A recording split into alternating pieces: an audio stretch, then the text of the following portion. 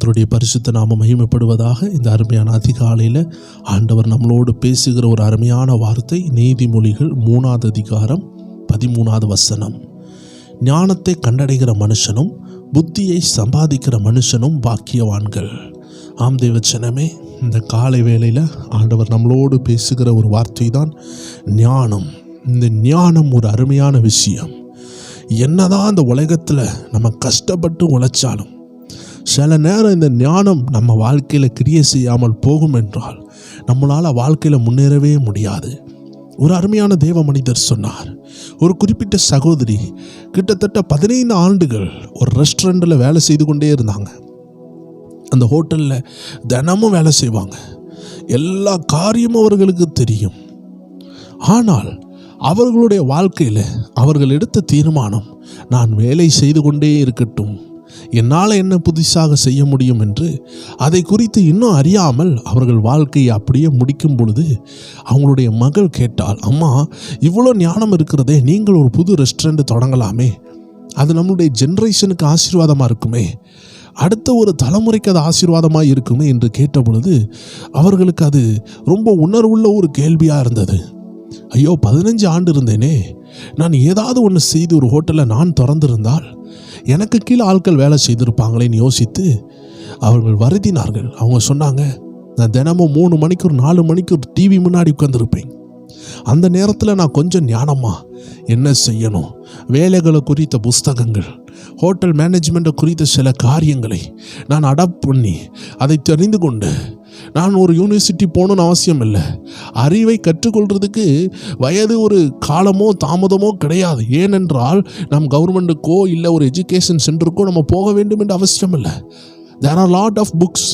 எத்தனையோ புத்தகங்கள் இருக்குது, எத்தனையோ ஆலோசனை உள்ள சங்கங்கள் இருக்குது, நபர்கள் இருக்கிறாங்க. இதை குறித்து தெரிந்து இதை குறித்து அறிந்து அவர்கள் முன்னேறி இருக்கலாம். ஆனால் தினமும் பல மணிக்கு அவர்கள் டிவி முன்பாக, செல்ஃபோன் முன்பாக இருந்தே அவர்கள் நாட்கள் 15 ஆண்டுகள் வீணானது. ஆனால் காலம் தாமதம் ஆகிறதுக்கு முன்பதாகவே, அவர்கள் வயது ரொம்ப முதிகிறதுக்கு முன்பதாகவே அவர்கள் உஷாரடைந்தார்கள். ஒவ்வொரு நாளிலும் 3 மணிக்கு சேவ் பண்ண ஆரம்பித்தார்கள். அவர்கள் இன்வெஸ்ட் பண்ண தொடங்கினார்கள், படிக்க ஆரம்பித்தார்கள். நினைத்த மாதிரி ஒரு அருமையான ஒரு ஹோட்டலை அவர்கள் கொண்டு வந்தார்கள். அதற்கு பிற்பாடு எந்த ஹோட்டலில் வேலை செய்து கொண்டிருந்தார்களோ இதே போல் இவர்கள் வேலை செய்ய வேண்டிய இடத்துல அவர்கள் ஓனராக இருந்தார்கள். ஸோ தேவச்சனமே, நம்ம வாழ்க்கையை மாற்றப் போகிறது ஞானம்தான்.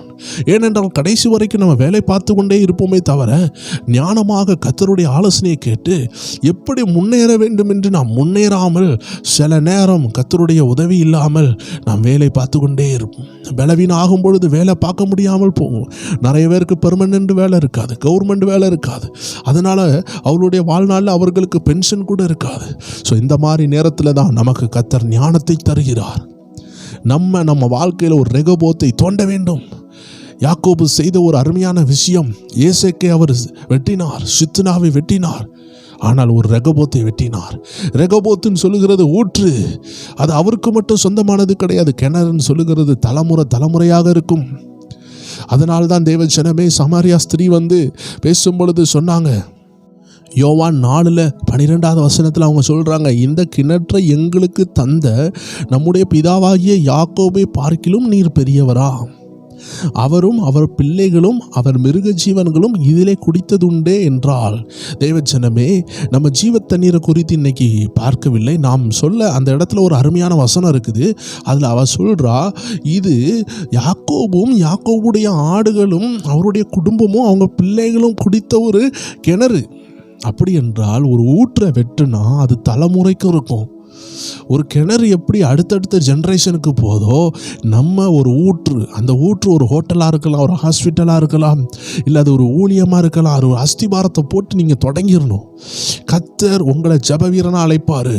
உங்களுக்கு முடிந்தால் அதை செய்ய திராணி கொடுப்பார். நீங்கள் தாகமுள்ளவர்களாக இருந்தீங்கன்னா அதை செய்ய உதவி செய்வார். அதை செய்துட்டீங்கன்னா உங்கள் குடும்பத்திற்கு நீங்கள் என்ன செய்கிறீங்க, ஒரு ஊற்றை வச்சுட்டு போகிறீங்க. நீங்களும் கஷ்டப்பட்டு ஒரு ஹோட்டலில் வேலை செஞ்சு, இல்லை ஏதோ ஒரு கம்பெனிலேயோ இல்லை கொத்த வேலை, ஏதோ ஒரு கஷ்டப்பட்ட வேலையை நீங்கள் செய்து கொண்டே இருக்கிறீங்க. ஆனால் முடிவு காலத்தில் உங்களுக்கு யாரும் எதுவுமே தரமாட்டார்கள் என்றால் யோசித்து பாருங்கள். உங்கள் பிள்ளைகளும் அதை போல கஷ்டப்படாதபடிக்கு நீங்கள் நினைத்தால், தேவனுடைய ஞானத்தை பெற்றுக்கொண்டால் கர்த்தர் உங்களுக்கு வாசலை திறந்தார் என்றால் நீங்களும் ஒரு ஊற்றை செய்ய முடியும். அந்த ஊற்று உங்கள் தலைமுறைக்கு ஆசீர்வாதமாக இருக்கும்.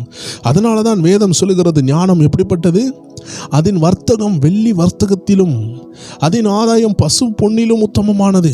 நான் 15 வருஷம் வேலை செஞ்சேன், அதனால நான் நிறைய தங்கம் சேர்த்து வச்சேன்னு சொன்னீங்கன்னா, அது 15 வருஷத்துக்குள்ள அந்த நாட்களுக்குள்ள வருமானத்தில் உள்ள தங்கத்தை தான் நீங்கள் சேர்த்து வச்சிங்க. ஆனால் உங்கள் தலைமுறைக்கே ஒரு ஊற்றை வெட்டுனீங்கன்னா உங்கள் தலைமுறையே அந்த ஆசீர்வாதத்தில் நிரம்பும். இது ஒரு 15 வருஷம் வேலையில் வந்த பசும்பொண்ணு தான். ஆனால் உங்களுக்கு ஞானம் என்ற அந்த பசும்பொன்னை காட்டிலும் விலையேறப்பட்டிருந்த ஞானத்தை உபயோகப்படுத்தியிருந்தால் உங்களுக்கு 15 வருஷம் ஒரு அடிமையின் வேலை மட்டுமல்ல, உங்களுக்கு சொந்தமாகவே கர்த்தர் துறவுகளை தந்திருப்பார்.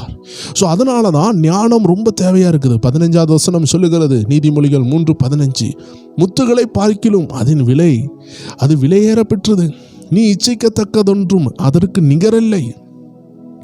இந்த ஞானத்துக்கு முன்பதாக இந்த உலகத்தில் எனக்கு அது சிறந்தது இது சிறந்ததுன்னு சொன்னால், இந்த ஞானம் அதிலும் சிறந்ததாக இருக்கிறது. 16 சொல்லுகிறது, அதன் வலது கையில் தீர்க்காயுசும் அதன் இடது கையில் செல்வமும் கனமும் இருக்கிறது. 17, அதன் வழிகள் இனிதான வழிகள், அதன் பாதையெல்லாம் சமாதானம். ஸோ தேவ ஜனமே, இந்த அருமையான ஞானத்தை கர்த்தர் இந்த காலை வேளையில் நமக்கு தருவாராக. ஆண்டவர்கிட்ட செபிப்போம், ஆண்டவரே இந்த ஞானத்தை எனக்கு தாரும். ஒருவன் ஞானத்தில் குறைவுள்ளவனாக இருந்தால் சம்பூர்ணமாக கேட்குற அந்த ஆண்டவர்கிட்ட கேட்க ஆண்டவருடைய வேதம் சொல்லுகிறது. யாக்கோபு 1:5 ஆண்டவர்கிட்ட கேளுங்க, ஆண்டவரே இன்னைக்கு நான் ஏதோ ஒன்று செய்து கொண்டு இருக்கிறேன், ரொம்ப ஒர்க் பண்ணுறேன், ரொம்ப ஹார்ட் ஒர்க் பண்ணுறேன், ஆனால் அவுட்புட் ரொம்ப குறைவாக இருக்குது, விளைவு ரொம்ப குறைவாக இருக்குது.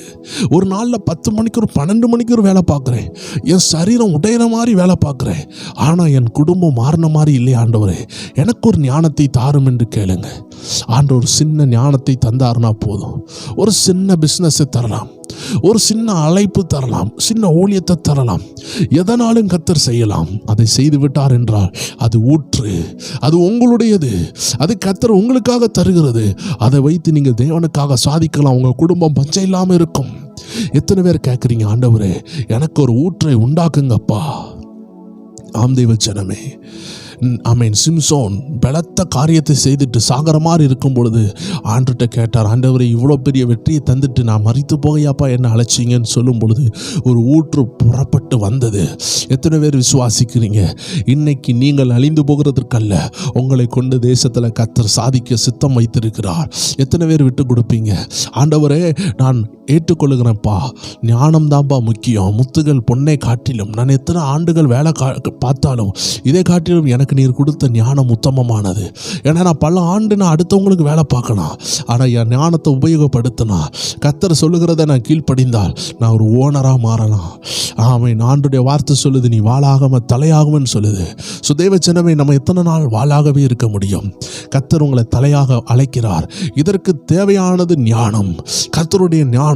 அந்த ஞானத்தை பெற்றுக்கொண்டு நம்ம கர்த்தருக்காக பிரகாசிக்கலாம். இந்த நாட்களில் கர்த்தர் அவருடைய ஞானத்தை உங்களுக்கு தந்து ஆசீர்வதிப்பாராக. கண்களை மூடலாம், செபிக்கலாம். அன்பான ஆண்டவரே, இந்த அருமையான கால வேளையில் இந்த வார்த்தைகளை யாரெல்லாம் கேட்டுக்கொண்டு இருக்கிறாங்களோ ஒவ்வொரு மேலேயும் அந்த ஞானத்தின் ஆவி வந்து இறங்கட்டும். விசேஷித்த ஞானத்தின் ஆவி, தானியேலுக்குள்ள விசேஷித்த ஆவி இருந்ததே, யோசேப்புக்குள்ள விசேஷித்த ஆவி இருந்ததே, அந்த பரிசுத்த ஆவியானவர், அந்த ஞானத்தின் ஆவியானவர் எங்கள் ஒவ்வொரு மேல் வந்து இறங்குவாராக. படிப்பில் ஒரு வித்தியாசம். அன்னைக்கு தானியேலும் சாத்ராக் மேஷாக் ஆபேத்நேகோ 10 மடங்கு ஒவ்வொரு பேரை காட்டிலும் சிறந்தது போல இங்கே இருக்கிற ஒவ்வொரு பேரும் இந்த உலக மக்களை காட்டிலும் 10 மடங்கு சிறந்தவர்களாக இருக்க தேவன் கிருபை கட்டளையிடுவீராக, ஆசீர்வதிப்பீராக. இயேசு கிறிஸ்துவின் நாமத்தில் ஜெபிக்கிறோம் எங்கள் ஜீவனுள்ள நல்ல பிதாவே. ஆமேன், ஆமேன், ஆமேன். இந்த நாளாண்டு உங்களை ஆசீர்வாதமாக மாற்றி தருகிறார். தேவ ஜனங்களே, இன்று நடக்கிற உபாச ஜெபத்தில் பங்கு பெறுங்க. கர்த்தர் உங்களை ஆசீர்வதிப்பாராக.